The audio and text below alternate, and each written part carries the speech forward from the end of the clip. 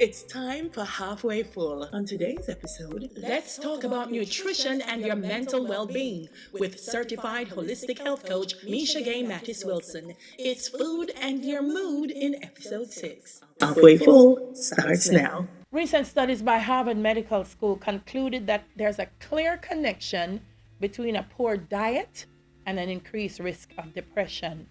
Depression and loneliness have also been identified as key risk factors for malnutrition, especially amongst elderly populations. One study found that poor nutritional choices reduce day-to-day functioning and emotional changes, that they all exacerbate each other and therefore can become a vicious cycle. So I brought in an expert, Meisha Gaye Mattis-Wilson, and she's going to walk us through how we can improve our diet and our nutrition and improve our mental wellness. Hi, Meisha. Hi, thanks for having me. Thank you for speaking with us.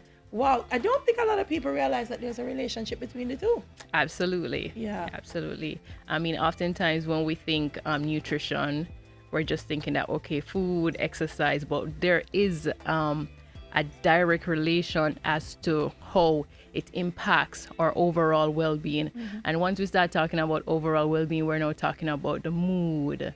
And how does our mood now affects our ability, let's say, to communicate, to solve problems effectively, and just how to function on a whole. And one key thing that I always like to tell people is that when you think of food, don't just think about it as energy, as in, put in, you get out. A key phrase that I've always remembered, I can't remember where I learned it from, but it stuck with me. Food becomes our thoughts, our blood, our hair, our skin, our nails, and even our actions. Well, everything. Everything. Yeah. Absolutely. Yeah. And once you start thinking about food, you want to think about food with how it nourishes the brain in particular. There's a direct relation with how it nourishes the brain.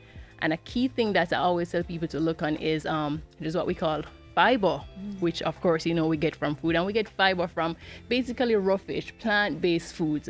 Because when we talk about food, I want to tell people that there's really no right or wrong way, even though it does contribute to how you perform and the overall well-being. What you want to think about is thinking about it on a continuum. You want to eat more of the good stuff, less of the, I'm not even going to say bad, not so healthy. And then even a little or a minimal amount of the stuff that you might like to enjoy, the sweets. But no, we're just zoning back on the nourishment of the brain. And before you say that, I want to say this. Just listening to you, they're so connected, because the way you eat affects your mental wellness, and also the way you think affects what you eat. Precisely. Because I hear people all the time say this is comfort food. Or I was depressed, so I went and had something sweet. Or, what, mega boost my energy, so mega drink this. And exactly, and that's the good thing is that how we eat can also date back to experiences, which you just alluded to, the whole comfort food. So you might find that, why am I eating ice cream? Maybe because when I was younger on Sundays, when my mother was a little bit strict on me, she said, all right, let's go to Devon House or let's go to somewhere. So sometimes you have to try to find that connection. It's a reward food. Precisely. So now you're going to tell yourself, how am I going to solve this to ensure that if I realize that having too much ice cream is not necessarily solving the problem of where I'm at now, you can pinpoint it, because you can make that connection. What is it that I was doing when I was younger? Why, I would have to resort to my mom, rewarding me with ice cream after having to discipline me per se. Yeah. So that is it. There's a connection with food and our past experiences. Yeah, and also rewarding, because a lot of times that's how them reward the kids, the sweet stuff. I'm going to take you out for ice cream because you did well. Or it's a birthday, so here's a cake. Absolutely. So we associate those things with great and wonderful and warm memories, and then the not so tasty ones. Precisely. It's the punishment. Exactly. So that's one of the things that we have to try to understand is how do we reward ourselves? Yes, it's good to reward yourself with food, but maybe we need to change the perception. I can reward myself with a green juice. How about that? Yeah, because as we are saying is that the food that we eat, it contributes to as you said, you read the research, it can, be in line with how it affects our depression. And a great way in which I can make that connection is, like I was alluding to the point again of the fiber, in which consuming enough fiber, it promotes the good bacteria. Yeah, and those good bacteria in turn can affect our ability to focus and to remember. So we don't get enough fiber. All right, so let's talk some more. Precisely. So this says, I'm going to go with the ones that are not so great. We're not going to use the B word and say bad. Not so great. So they say food consumption of red and or processed meat, refined grains, sweets, high-fat dairy products, butter, potato, high-fat gravy. That's so much. They're associated with an increased risk of depression. That's how much, Meisha? There are a lot more. But honestly, there are also a lot more of the good stuff. There are good stuff. I'm just breaking them down. I'm breaking down the ones that we kind of not supposed to have too much of. You want to just, what I like to say is indulge. You don't want to put yourself on the strict regime where you say, okay, I'm not going to eat this, because usually that is a recipe for disaster. You want to leave yourself that little room for indulging. Or what I like to tell people is focus on what we call crowding out effect. So you focus on the good stuff. You're still going to eat the not so healthy, but by adding some of the good stuff, you get to now crowd out some of the highly processed food that you were just listening on, the fried chicken and stuff. So if you do like fried chicken, I'm not going to say never have fried chicken. Yes, it can contribute and affect your mental health, but maybe if you were having, let's say, salad with the fried chicken instead of fries. There you go, or something like that. So you add to kind of crowd out the not so good stuff. Not so good. It's so. We can talk, and let's talk some more now about the things that we should be putting in our diet, because it's so much, it's so much. And wow, when you think about it, like sometimes you take up something and you say, no, don't do that, and it's a lot. So give me like the basic things that I have to bear in mind when I'm shopping or meal planning. You want to think whole foods. And a key tip before we go into Whole Foods, you want to shop on the periphery of the supermarket. If you guys are supposed to look at it, all supermarkets are designed in that particular way. Okay. If you notice, you will have your juices to one side. More than likely, it usually will be to the left of the supermarket. Over on the right hand side, you'll have all the fresh produces, the fruits and vegetables. Okay. Frozen section will be somewhere to the back. And then if you notice, when you're at the cashier, you see all the sweets and the candy, and you're like, oh, let me just add that. So when you're shopping, think about the periphery of the supermarket. That should be where your main aim is, where there's less processed food. And when we talk about less processed food, you want to make fruits and vegetables, beans and legumes be the center of your diet. So think all the colors of your fruits and your produce. Eat the rainbow, and I'm not talking about Skittles. I'm talking about your carrots, your callaloo, your pumpkin, your Irish, your sweet potato, all of those good stuff. Of course, our yam and our banana, those are the good stuff that you want to consume. They contain the fiber that will help to keep you fuller for longer, so you don't have to be indulging in the unhealthy stuff. I'm glad you said the yam and banana, because sometimes when you say to people, okay, eat healthy, they say, oh my God, it's too expensive to eat healthy. We can't afford to eat healthy. But I feel part of the eating healthy is we eat cute. Like we want to go get the salad that is the salmon and absolutely. And they that kind of vegetable that don't necessarily grow here.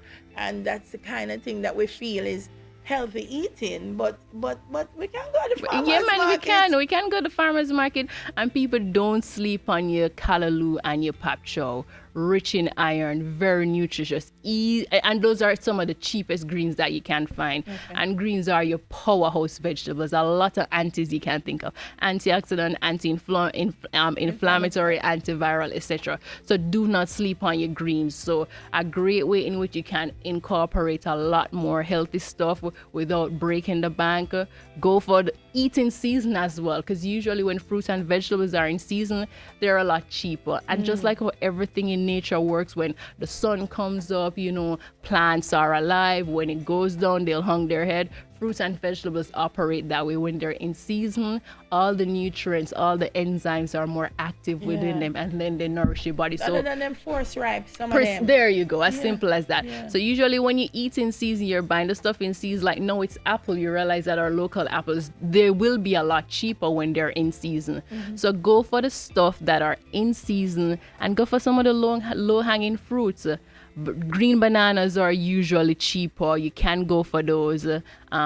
Maybe yam, not so much. The yellow yam can sometimes be on. In fact, yam is actually cheaper than sweet potatoes. So those are some of the stuff that you can go for. So like, again, I'll go for the apples that are in season. I believe papayas are always in season. Callaloo, papcho, we have those available all year round. And it's good to just add those to your diet just to continue to nourish you. You have some superfoods, and that's what people call them. Like, I'm seeing them all.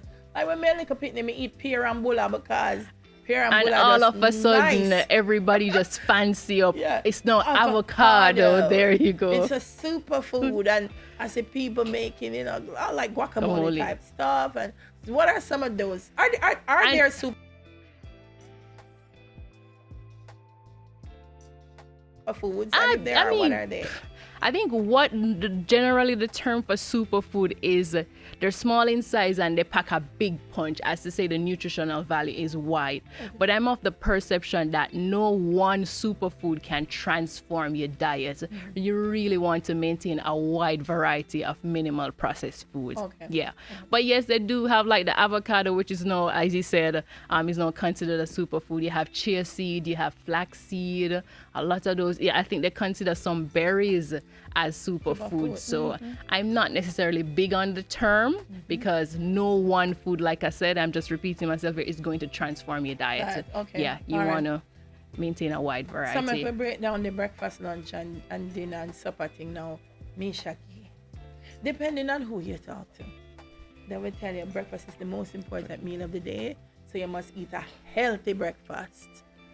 Some will tell you, say, don't eat after 6. But they say, but if you work up to 10, then you can eat up to 7. Then they will say, if you're eating, like, I've heard there's so many different things out there.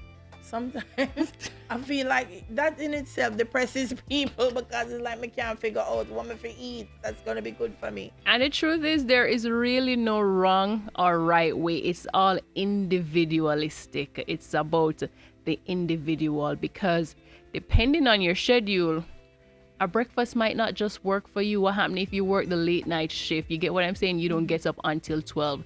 So it's really about your energy level, your activity level, and what works for you. Several researches have been done. You have research that shows that breakfast eaters tend to lose weight. And then you have some research that says that nothing really changes. What it really boils down is your total intake of nutrients, or calories in rather, versus calories out, or what is burned. So what you can do as an individual is you can experiment. I was at a point in my life when I just started, this whole nutrition base. I was adamant about, having breakfast, and breakfast gets you going. And sometimes it really comes back to the mental health and the thoughts.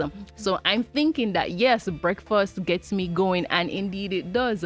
It did. And then now I'm at a point in my life where I don't have the time to make a breakfast as soon as I get up. I might have a green juice, head out, go to a couple clients, and I'm not having my next meal until about 12. And I'm not seeing where it necessarily impacts me negatively. So it really boils down to the individual, what your schedule is like and what you find out works for you, because you don't really want to overconsume on your calorie intake if you're not expending as much, because we know that if too much goes in and not enough is going out, then it leads to body fat. So it's at the end of the day, it really boils down to the math. Do the math. And that must be consistent, because I see some people and them eat, and then them say, I'm put on too much weight. Mega take some thing for, speed up the metabolism. The metabolism, or I'm gonna take something that's gonna get the food out that I have in, and you might see a minimal change for a while, but then it goes back. It goes right back, because what it really boils down to is consistency. I tell people consistency trump extremity any given day of the week. So yeah, you might go on this fat cleansing and then you drop 10 pounds, but did you lose body weight or body fat, or did you just lose some water weight, which for a woman, once her period is around, she can gain that back quickly, or just not doing enough, just stress and stuff like that can increase your water weight, or did you actually burn body fat from eating the better foods that promotes muscle mass, or did you work out to burn that body fat? So there's a whole spare to it, when you're thinking about whether you're losing or you're gaining or some miraculous diet. All right, so talk to me now about some foods that can work for me. Like, I have friends and they'll tell you, when I lose energy, I drink a certain type of carbonated drink. Or that because it can give me an energy, give me something sweet and boost my energy. And I'm trying to find what's the healthy alternative. I hear you say green juice, for you. Yeah. But for the folks who are listening and watching, that might be struggling, with mental wellness. And I get up this month, I don't even feel like moving. I don't feel like going anywhere. A good fruit juice is good for me. Some green juice. What do I do? Oh, well.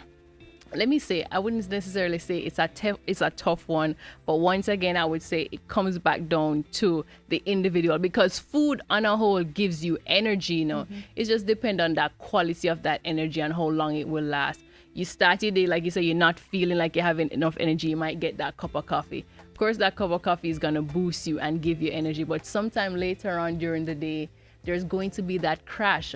How are you going to proceed from that? What is your next step? Do you have a mid-morning cup of coffee to get that caffeine in? What else are you doing in between? And this is why we say a sustained diet of minimal processed food. This is we're talking about your lean meat, your healthy fats, nuts and seeds, using olive oil, coconut oil, lentils, beans, peas, your unprocessed grains. It could be oats, what are some, barley or wheat. So those foods, they give you energy, but your energy is more sustained. So this is a straight line and your energy might goes, just up. It's just a small wave. Whereas with some of these highly processed food, like you say, you might just grab a fruit juice, the energy spikes up, but then after the spike, then that comes the fall. So that is why you're still going to always have to go back to those minimal processed food to form the basis of your diet if you want to maintain that stability. Of course, times will come when you have that spike and you have that drop, because it also depends now on your ability to now bounce back, which is where the mental focus now comes in. And this is why we said you're always going to have to go back home to the basis of maintaining that healthy diet to keep you steady and to prepare you for when those outliers occur, you can get back to homeostasis. And healthy diet means eating. Like, I'll see people and they'll say, I'm on a what are you eating? Just salads, because I'm on a diet. All I'm having is just salad. I don't think that's healthy, Meisha Gaye. It cannot be, because like we said, you always want to cover the basis. And if you think about the main food groups, what we have, the macro groups, we have carbohydrates, we have protein, and we have fats. So you want to always try to, regardless of what we call them, the macro portion, whether you want to consume let's say, 50% protein and a 40% fat, and what am I missing? So that's protein, fat, and no carbohydrates, because people are big on this low carb diet. But the truth is, carbs is our primary source of energy that the body cannot produce on its own. So you do not want to sleep on your carbs. I think where we're making the mistake is the quality of the carbohydrates. I think we've gone from low carb to no carb. And sometimes you might wonder why you're struggling throughout the day, because there is no energy, and that's where you're going to get the energy from. Your energy source is depleted.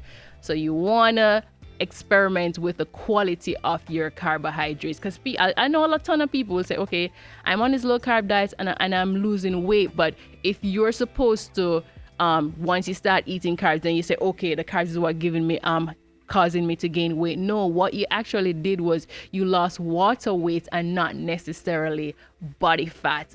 So once you start eating the unprocessed food again, the water weight goes back on and you're right back to square one. How to say a square one plus. There you go. Because I've seen a lot, and I think that's also a part of what depresses a lot of people, because they feel I'm going to be disciplined, and so I'm going to have the salads, and I'm going to watch my portions, and then you're not seeing the results, say, and gosh, that's when you then get come back twice the amount, and then get depressed and say, no, why is this happening to me?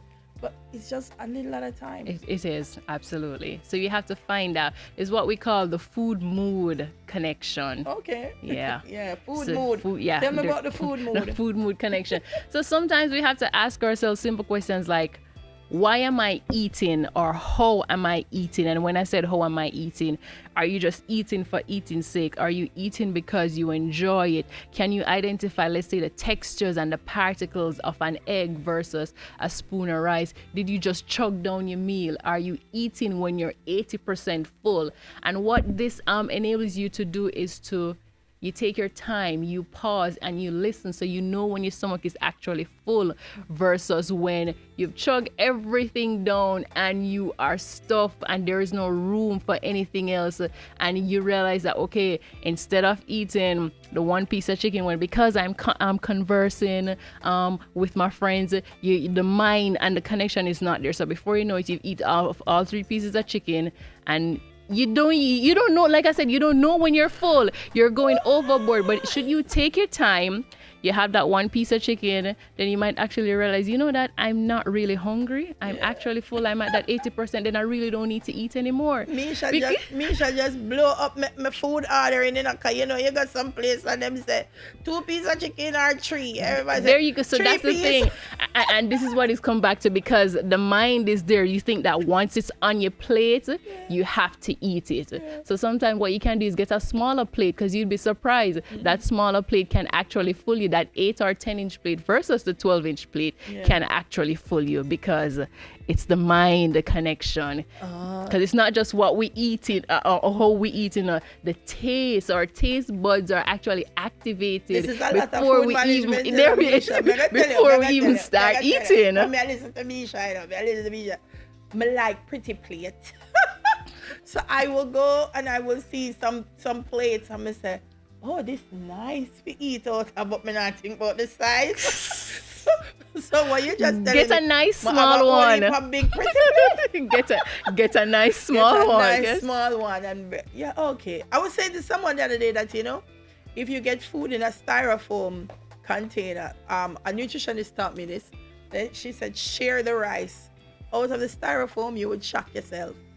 That can feed about 2 family or 3 family members, right? Yeah. She said if you share it out of the styrofoam, you can't finish it. But if you eat it in the styrofoam, you'll consume it without precisely. Even knowing. So now I just watch when they're sharing it in the styrofoam and say, stop, I'm good, because I realize it. So it's that kind of awareness, I think. Yeah. That helps nutrition, understanding those things. We're just eating, Meisha, Gaye. Literally, nutrition is actually a science, you know.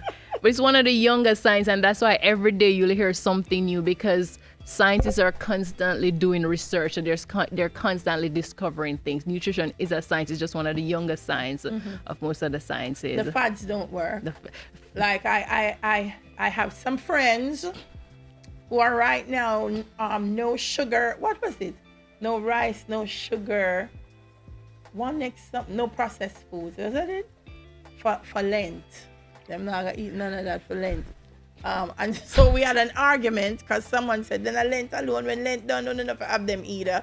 And so that just went through the window. What about those?